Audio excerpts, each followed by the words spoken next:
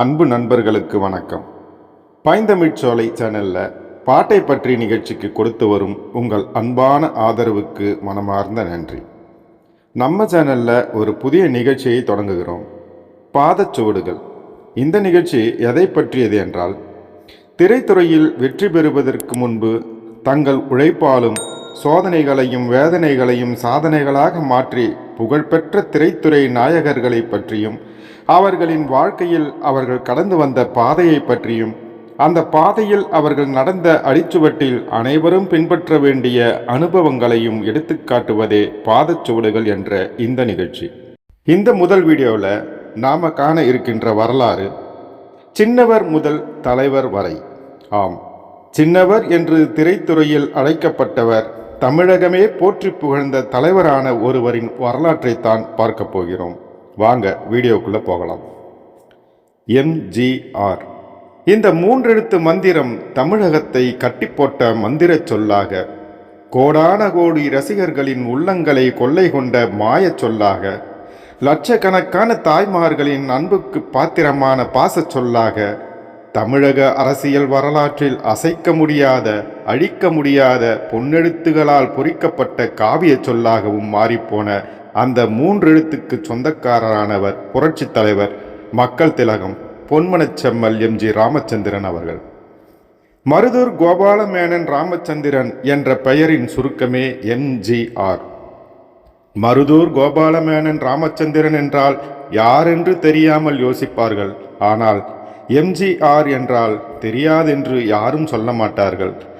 அப்படி ஒரு அடையாளத்தை உருவாக்கி கொண்ட சரித்திர நாயகன் அவர்.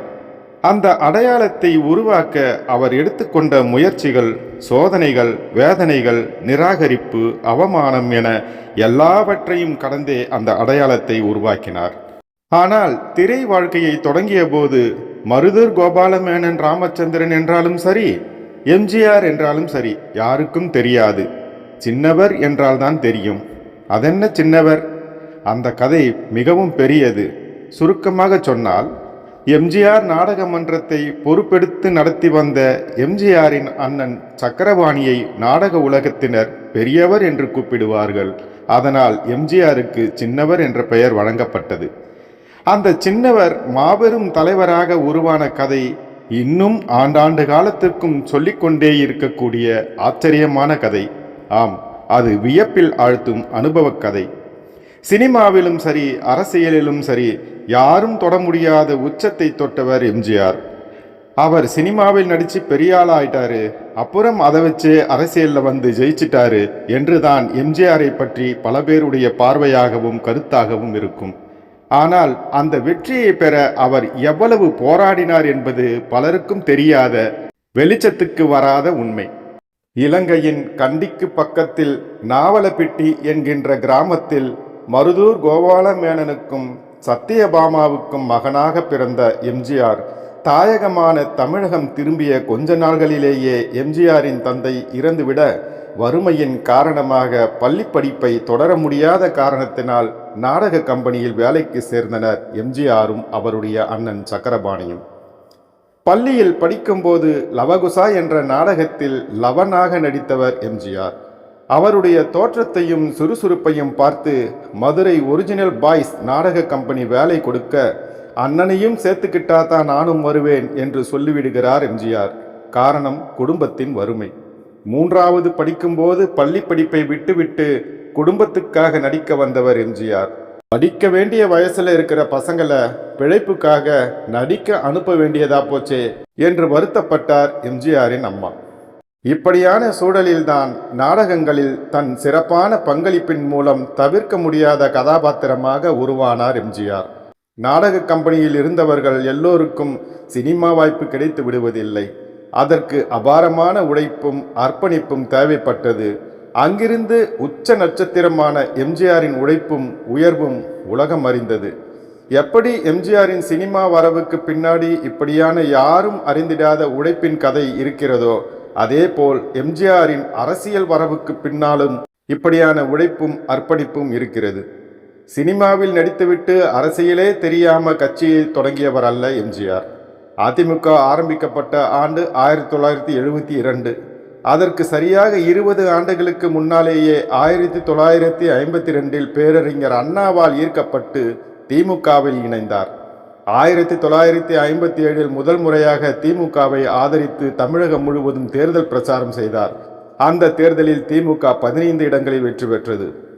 1958 சென்னை வருவதாக இருந்த நேருவுக்கு கருப்பு கொடி காட்ட திமுக திட்டம் வகுத்ததால் முன்னெச்சரிக்கை நடவடிக்கையாக எம்ஜிஆர், எஸ்எஸ்ஆர் போன்றோரை கைது செய்து சென்னை மத்திய சிறையில் அடைக்கப்படுகிறார்கள்.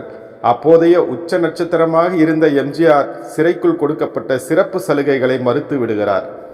1962 இரண்டாவது முறையாக திமுகவை ஆதரித்து எம்ஜிஆர் பிரசாரம் செய்கிறார். அந்த தேர்தலில் 52 இடங்களில் திமுக வெல்கிறது. 1962 சட்டமன்ற மேலவை உறுப்பினர் ஆகிறார். 1965 இந்தி எதிர்ப்பு மொழி போராட்டத்தில் கலந்து கொள்கிறார். 1967 தமிழ்நாடு சட்டமன்ற உறுப்பினராக தேர்ந்தெடுக்கப்படுகிறார். சிறுசேமிப்பு துணைத் தலைவராக நியமிக்கப்படுகிறார். 1971 மறுபடியும் சட்டமன்ற உறுப்பினராக தேர்ந்தெடுக்கப்பட்டார். அதே வருடம் ஜூலையில் திராவிட முன்னேற்ற கழக பொருளாளராக தேர்ந்தெடுக்கப்படுகிறார். 1972 திராவிட முன்னேற்ற கழகத்திலிருந்து நீக்கப்படுகிறார் எம்ஜிஆர்.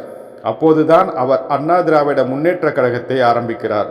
அதுவும் அதிமுக அவரால் தொடங்கப்பட்ட கட்சி அல்ல, அது ஏற்கனவே பதிவு செய்யப்பட்டிருந்த ஒரு கட்சி. புதிய கட்சி தொடங்க விரும்பிய எம்ஜிஆர் அனகாபுத்தூர் ராமலிங்கம் என்பவர் அதிமுக என்ற பெயரில் பதிவு செய்து வைத்திருந்த கட்சியில் தன்னை இணைத்துக் கொள்கிறார். அப்போது ஒரு சாதாரண தொண்டன் தொடங்கிய கட்சியில் என்னை இணைத்துக் கொள்கிறேன் என்று அறிவிக்கிறார் எம்ஜிஆர். அது மட்டுமல்லாமல் ராமலிங்கத்துக்கு மேல் சபை உறுப்பினர் பதவியும் கொடுக்கிறார். இந்த கட்சி தான் பின்னாட்களில் அனைத்திந்திய அண்ணா திராவிட முன்னேற்ற கழகம் என பெயர் மாற்றம் செய்யப்பட்டது. இப்படி முறையாக அரசியலின் அடி ஆழத்திலிருந்து தலைவராக தன்னை நிலைநிறுத்தி கொண்டவர் எம்ஜிஆர். அரசியலிலும் சினிமாவிலும் தன்னாலான அதிகபட்ச பங்களிப்பை செய்துவிட வேண்டும் என்று தீவிரமாக உழைத்தவர். சினிமாவில் புகழ்பெற்ற நடிகராக இருந்தபோதும் தொடர்ந்து தனது எம்ஜிஆர் நாடக மன்றம் மூலம் நாடகங்களை ஊராக நடத்தி வந்தார். அவருடைய இடிந்த கோயில், இன்ப கனவு நாடகங்கள் தமிழகத்தில் நடக்காத ஊர்களே இல்லை என்று சொல்லலாம். நடிகராக இருந்தது மட்டுமில்லாமல் இயக்குனர், தயாரிப்பாளர், கதாசிரியர் என்று எல்லா முயற்சிகளும் செய்து பார்த்தவர் எம்ஜிஆர். திரைத்துறைக்கு தன்னாலான பங்களிப்பை கொடுத்து கொண்டே இருக்க வேண்டும் என்று முதல்வரான பிறகும் நினைத்தவர். மிகப்பெரிய செல்வாக்கு வெளிச்சத்திலிருந்து அரசியலுக்கு வந்தவர் மக்களுக்கு செய்த தொண்டுகளும் ஏழை எளியவர்களுக்கு செய்த தொண்டுகளும் அளப்பரியவை. அவற்றை பற்றி தனித்தனியாக வருகின்ற காணொளிகளில் நாம் காணலாம். அடுத்த காணொளியில் எம்ஜிஆரின் வாழ்க்கை வரலாற்றை விரிவாக பார்க்கலாம். நன்றி.